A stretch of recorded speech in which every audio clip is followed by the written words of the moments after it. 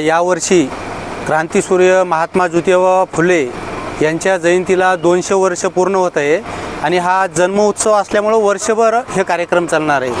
वर्षभर कार्यक्रम झाले पाहिजे यासाठी अखिल भारतीय महात्मा फुले समता परिषदेचे संस्थापक अध्यक्ष माननीय छगन भुजबळ साहेब यांनी एक रथ तयार केलेला आहे। हा रथ करण्याचा उद्देशच असा आहे की 150 वर्षापूर्वी महात्मा फुले यांनी जी पहिली मुलींची शाळा काढली होती आणि त्या शाळेच्या माध्यमातून शिक्षण देण्याचं कार्य चालू केलं होतं, त्या कार्याला आज उजाळा भेटावा, त्या कार्याची समाजातल्या तळागाळापर्यंत माहिती व्हावी, महिलांना त्याची जाणीव व्हावी। संपूर्ण महाराष्ट्रामध्ये महात्मा फुले अखिल भारतीय महात्मा फुले समता परिषदेच्या माध्यमातून हा रथ फिरत आहे। माझं नाव गणेश फकीरराव काळे, शहर अध्यक्ष अखिल भारतीय महात्मा फुले समता परिषद छत्रपती संभाजीनगर। महात्मा फुले यांच्या जयंतीला 200 वर्ष पूर्ण होत असल्या कारणाने ही रथयात्रा माननीय श्री छगनरावजी भुजबळ साहेब यांच्या संकल्पनेतून काढण्यात आली आणि याचं उद्दिष्ट असं आहे की महात्मा फुलेंनी केलेलं कार्य हे जगासमोर दिसायला पाहिजे, जगाला माहिती व्हायला पाहिजे, महाराष्ट्राला माहिती व्हायला पाहिजे। आणि ही रथयात्रा नाशिकवरून निघाल्यानंतर नाशिक, पुणे, अहिल्यानगर अशा प्रत्येक ठिकाणी आता सध्या बजाजनगर छत्रपती संभाजीनगरमध्ये आहे, उद्या छत्रपती संभाजीनगर शहरात राहील, त्यानंतर इथून बीडला जाईल। हे वर्षभर ही यात्रा अखंड वर्षभर चालत राहील। प्रकाश माणिकराव सारंग, राहणार बजाजनगर। आज या ठिकाणी आपल्या महात्मा ज्योतिबा फुले यांची रथयात्रा या ठिकाणी आलेली आहे। आपला बजाजनगर सावता मंदिर या ठिकाणापासून आपल्या मोठादेवीपर्यंत, मोठादेवीजवळ महात्मा फुले यांचे स्मारक आहे, त्या स्मारकापर्यंत ही रथयात्रा निघणार आहे। तरी बजाजनगरमधील सर्व मी महात्मा फुले यांच्या अनुयायांना, समाज बांधवांना, सर्वांना अशी विनंती करतो की या रथयात्रेचा सर्वांनी लाभ घ्यावा।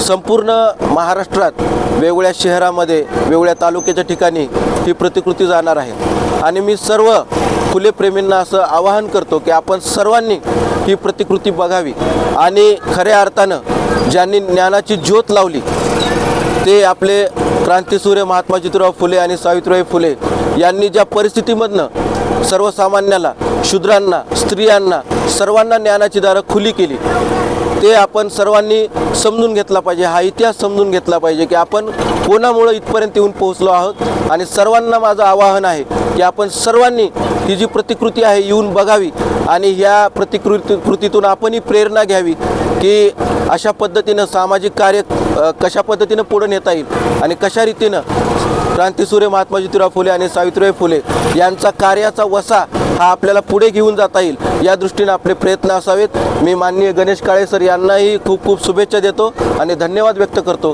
की त्यांनी आपल्याला इतकी सुंदर संधी या ठिकाणी उपलब्ध करून दिलेली आहे। त्यांच्या माध्यमामधनं ही प्रतिकृती आज बजाजनगर या ठिकाणी आलेली आहे। धन्यवाद सर। माझं नाव विशाखा गणेश काळे।